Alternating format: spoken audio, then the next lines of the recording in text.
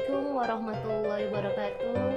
Halo guru hebat se-Indonesia Raya, berjumpa lagi dengan saya Nur Hikmawijaya, CGP Angkatan 1 Kabupaten Bekasi. Kali ini saya akan melakukan koneksi antar materi modul 3.3a.9 mengenai pengelola program yang berdampak pada murid. Seperti apa? Check it out. Nah, fokus modul 3.3 adalah pengembangan keterampilan skill guru dalam memanfaatkan aset yang dimiliki sekolah untuk merencanakan program yang berdampak pada murid dengan tahapan BAGJA Bagja, prinsip-prinsip MELR, serta manajemen resiko. Menariknya ya, ini seperti apa yang dikatakan oleh Ki Hajar Dewantara, berdampak sama dengan berpihak pada murid. Untuk itu, dalam membuat program yang berdampak pada murid harus benar-benar memperhatikan keberpihakan murid. Bukan program semata-mata sebuah keinginan pemimpin pembelajaran saja, namun aspek keberpihakan menjadi poin penting yang harus diprioritaskan. Bentuk-bentuk program dan strategi memilih bentuk program yang efektif dan sesuai dengan kebutuhan harus memperhatikan format, durasi, sumber daya, lokasi, serta mengevaluasi praktik yang selama ini dijalankan di sekolah. Dan jangan lupa analisis manajemen risiko untuk dijadikan mampu mengolah resiko menjadi sebuah potensi yang berorientasi pada pembelajaran murid yang berdampak pada murid tentunya. Yaitu dengan melakukan pemetaan potensi sumber daya yang dimiliki, yaitu 7 aset atau modal utama sebagai kerangka, bukan kerangkeng, dalam membuat program yang berdampak pada murid. Apa aja 7 aset tersebut? Yaitu modal utama. Aset yang pertama adalah manusia, yang kedua sosial, yang ketiga modal fisik, yang keempat aset atau modal alam atau lingkungan, yang kelima modal aset finansial, keenam yaitu aset politik, dan yang terakhir yang ketujuh aset atau modal utama yaitu agama dan budaya. Dari ketujuh aspek yang kita miliki, kita bisa pemetakan untuk melihat dan merancang membuat program-program yang berdampak pada murid dari ketujuh aset modal utama tersebut.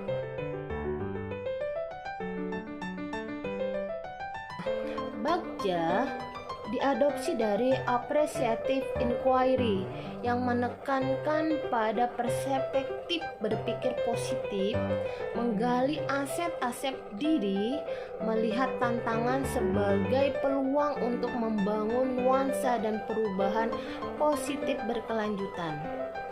Bagja merancang pembelajaran dengan prinsip berpikir positif. Bagja atau 5D, define, discover, dream, design, and deliver, yaitu BAGJA yang dibahasa Indonesiakan, yang artinya dalam bahasa Sunda bahagia. B, buat pertanyaan, yaitu menetapkan tujuan dan sasaran yang jelas. A, ambil pelajaran, mengeksplorasi potensi yang ada dan melihat tantangan sebagai peluang. G, gali mimpi. Digali mimpi ini yaitu membangun mimpi, dampak perubahan yang positif. J, jabarkan rencana. Maksudnya yaitu membuat rancangan pembelajaran yang berdampak pada murid. A, yang terakhir adalah atur eksekusi. Di sini adalah maksudnya menjabarkan tindakan-tindakan konkret dari program tersebut yang berdampak pada murid. Nah, kaitannya yaitu bahwa pemetaan sumber daya alam dengan perencanaan program sekolah yang berdampak pada murid, ya ini sebagai kekuatan positif yang dimiliki sekolah dengan pemetaan aset tersebut atau sumber daya tersebut dalam merancang program sekolah yang berdampak pada murid. Nah, kaitannya ini sangat saling keterhubungan satu sama lain, saling melengkapi, adanya timbal balik antara sumber daya yang dimiliki dengan program sekolah yang berdampak pada murid, seperti unsur yin dan yang dalam keseimbangan yang saling melengkapi dan saling mempengaruhi. Dengan adanya pemetaan sumber daya alam yang kita miliki, maka kita dapat merencanakan, memprogramkan sumber daya alam yang kita miliki sehingga kita bisa memanajemen resiko yang akan kita hadapi dan mengelola resiko tersebut menjadi sebuah potensi yang berorientasi pada pembelajaran yang berdampak pada murid.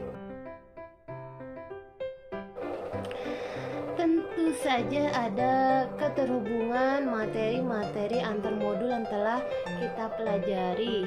Saya akan menjabarkan seperti di modul 1.3 tentang visi guru penggerak. Dalam mencapai visi sebagai guru penggerak melalui inisiatif perubahan yang berbasis kekuatan, aset, atau potensi.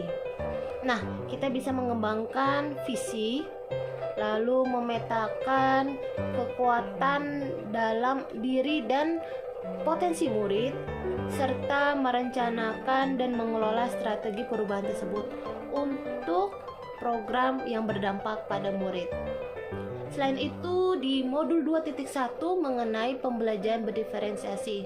Pembelajaran ini sangat penting karena kita akan membahas atau menganalisa kesiapan belajar murid, minat murid, dan profil belajar murid.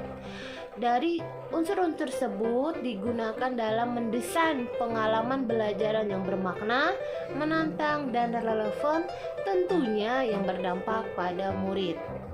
Terakhir, saya akan menjabarkan keterkaitan modul di modul 3.1. Dasar pengambilan keputusan itu dalam membuat program yang berdampak pada murid harus berpihak pada murid. Keputusan tersebut juga bertanggung jawab, dapat dipertanggungjawabkan, dan tentunya merupakan suatu kebijakan yang universal yang berlaku untuk semua murid dan keberpihakan pada murid. Sehingga program tersebut dengan keputusan tersebut akan berdampak pada murid. Kaitan dari semua materi dengan peran sebagai guru penggerak, yakni sebagai guru penggerak saya harus menjadi bagian dari pionir-pionir perubahan, agen-agen perubahan, inspirator, inovator, fasilitator, motivator, sebagai pengambil keputusan, pengelola sumber daya, pengelola program yang tidak hanya untuk diri saya sendiri, untuk murid atau kelas saya, untuk sekolah atau lingkungan komunitas-komunitas lain, tetapi menjadi bagian dari pergerakan pendidikan Indonesia lebih maju. Untuk itu, mari kita menjadi guru penggerak dari ruang lingkup kelas kita, sekolah kita, lingkungan kita, komunitas kita, daerah kita, hingga pergerakan dan perubahan tersebut menjadi pergerakan nasional pendidikan kita. Guru bergerak, Indonesia maju. Semoga menginspirasi. Keep spirit. Sampai jumpa lagi. Salam dan bahagia.